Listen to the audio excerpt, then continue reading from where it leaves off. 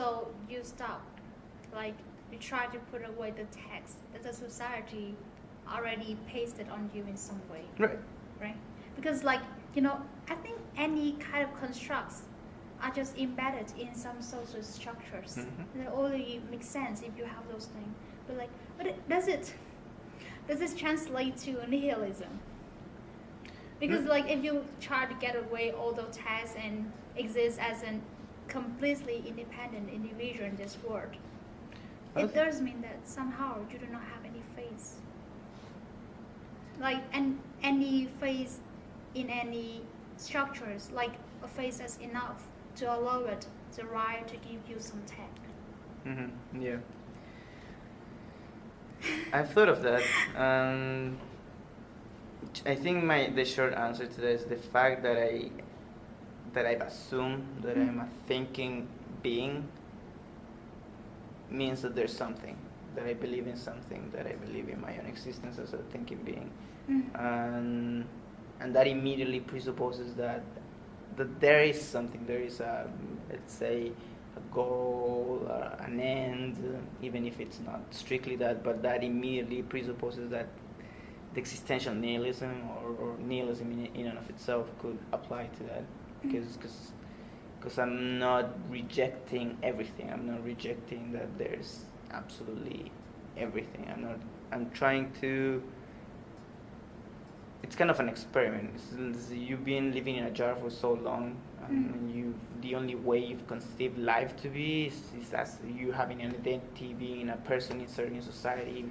You have to be this functional member in this clockwork, and you're just one engine or one little wheel, dented wheel in this whole machinery that is society.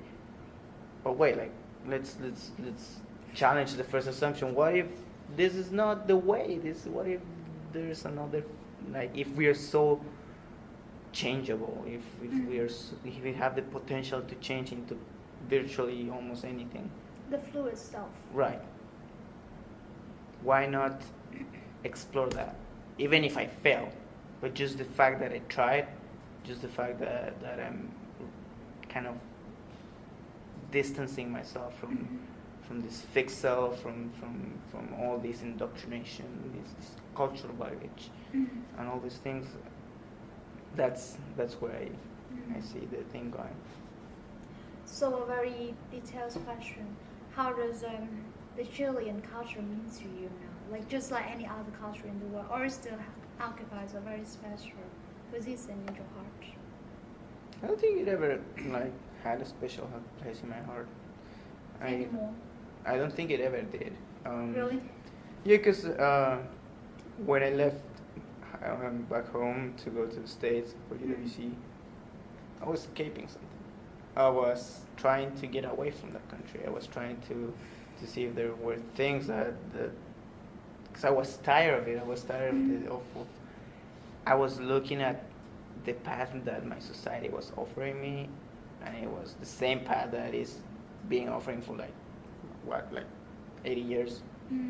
It's like, no, I don't want to do that. I want to get out of here. But even now, I don't think I have a very special place in my heart. I don't feel I belong anywhere, or I don't feel that my house is somewhere. I have a place to go when I go back home, but even what is home, or where is home even, and I feel the more I experience other cultures, other people, the less rooted I am in a specific culture, but I still have aspects of it. I can understand that because I also have that escaping mindset when I left Vietnam for US. Recently, I also realized that even after I came to US, I'm an adult, I still have that escaping myself mindset. Once I realized that there are some limitations of the immediate environment that cannot hold me anymore. And I think it's not this escaping mindset, as we call it that way, creates a kind of momentum that drives us forward to more to explore more of this world. But somehow it gives this sense of, as you said, rootlessness. then I think the end of everything, if it like the end of like all these journeys, will happen only when we somehow feel calm inside and somehow get rid of this escaping mindset as part of our personality. Probably, I don't know. Like probably at that moment, like all the cultures that we ever experience reveal itself as having more values than we originally saw. I Yeah, guess. maybe there's a point in which I reconcile myself with my culture, Mhm. with my origins, and I can begin to appreciate it in a whole new light. Mhm. But as of right now, I ran out of light. I'm still trying to figure out when and if that change or that reconciliation is going to take place. But yeah, maybe that's certainly a possibility. That's certainly an outcome from the end of this journey, as you put it. Mhm. And if we conceptualize like the word culture not as a separate body of a framework out there, but like it's something in there inside ourselves, then do you ever ask yourself like how the culture actually shaped you and still shaped you? There are still some part in your soul that have root in that Chilean culture that you do not understand. Like, do you notice that or?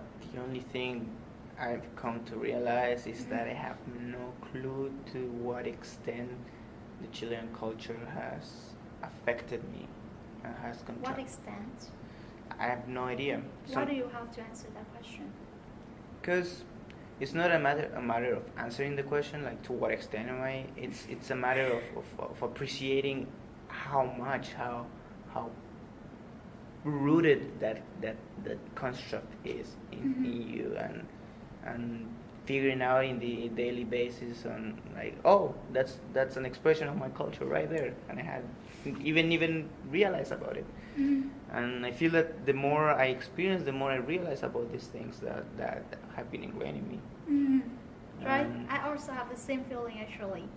And when I'm exposed to all those differences, I realize, oh, this is a Vietnamese part of myself.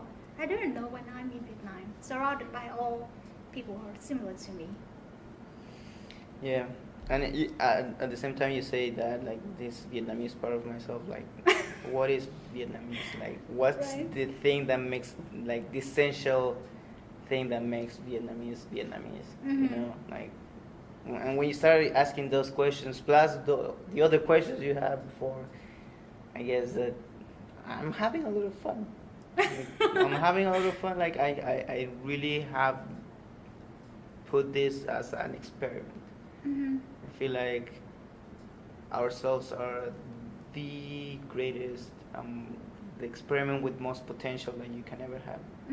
And because yeah, like there's if someone asks me how it is to be Chilean, like I don't know, like what is Chilean, like what makes a Chilean, what is the thing from where Chileanness comes from, you know, and people have all sorts of answers to that question, but like I don't believe that there's anything, and it's so interesting to see how certain people are in their structures they build on like for themselves, within themselves, and just like spotting different things, like oh there's this behavior in me, there's that behavior that was influenced by this.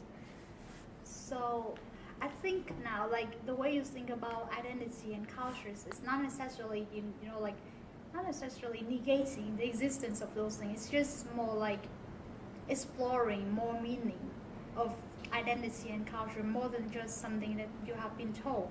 It's more like knowing that the container called identity and culture are larger than than you knew, and now you can put or you can explore more in those containers. Probably. I feel like I mean, yeah. it's just No, I actually love that analogy because it triggered a thought. Like using the same analogy of container, I feel like I've realized not just that the container is larger than what it was depicted at the beginning, how it was depicted at the beginning, but I realized first of all that the container is man-made, and the container can be shaped into any kind of form that you want after you realize that the container is not fixed because it's man-made. There's nothing that makes the container a container. Yeah. And those are the two things. Like, first of all, the container is actually larger than I expected, than people told me. And actually, I realized that I can put whatever I want into that container. Right. Because the fact that it's man-made doesn't restrict me. If we created it, why can we not reappropriate it? Right. But like the thing you put into the container, it just does not come from nowhere. Exactly. It still come from some part that you realize on the road of exploring life, exploring yourself. That's what makes it so precious, I think. And the fact that it's conscious in a way, you know, because the first container you were represented, kind of like your society told you, here, there's a container, accept it. But now you're like, okay, I'm gonna build my container. I'm like, I want this. I don't really want that. I want a mixture of these things, and the container suddenly begins to be your own creation, and it suddenly begins to be shaped in the way you've consciously thought by realizing that the container is flexible, is more flexible than how you were thinking of. So have you ever encountered a situation that you realize that there's a trillion part that's currently serves as a limitation to like your original intention, but you cannot get rid of it. It's already part of you, something like that. And now and gradually you learn to appreciate it somehow. You realize it has its own values. I feel like a concrete example, well, just the fact that Chileans are Latinos, and the Latino label has so many stereotypes attached to it, and the fact maybe you don't have a particular Latino skill that all Latinos are supposed to have, and that becomes like Latino skill, like for example, maybe you dance really well, or you're really good with women, or you're no for real. These are actual I understand, yeah. And then you start like realizing, well, I'm not really like that. And am I less of a person? And those things that like in first place challenge your emotionality because you feel bad. Yeah, I'm not like that. I'm not like I'm supposed to be. All those things that kind of attack your own vulnerability, the emotional vulnerability. I feel those things are the ones that have been the most difficult to even access, not even change, because I'm not even at the point where I can change them. I haven't even really like recognized them as such. And there's so much emotional baggage from those things that has been ingrained in my personality that now I'm trying to get rid of, but I can't really because I haven't really figured them out yet. So this has to do with the way people look at you and the way you feel that you have to live up to those expectations. Not necessarily those expectations, but the expectations of who you are supposed to be dictated by your culture or society or your context in general.